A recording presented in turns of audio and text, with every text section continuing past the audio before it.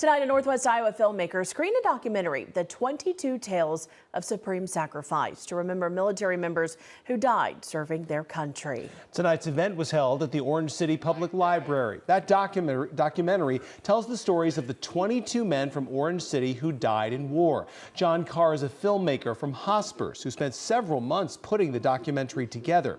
He researched archives, old newspapers, even talked to surviving family members. The documentary covered their earlier lives when they decided to join the military. The film also covers how they died. Carr says Veterans Day is an opportunity to honor their service and sacrifice. Not just say thank you, but to also listen to veterans and to hear their stories.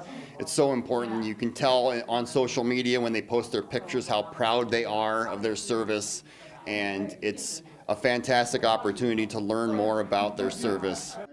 Carr is looking for more local veterans or families of those who died in war who'd like to share their stories. You'll find his contact information inside this story at KTIV.com.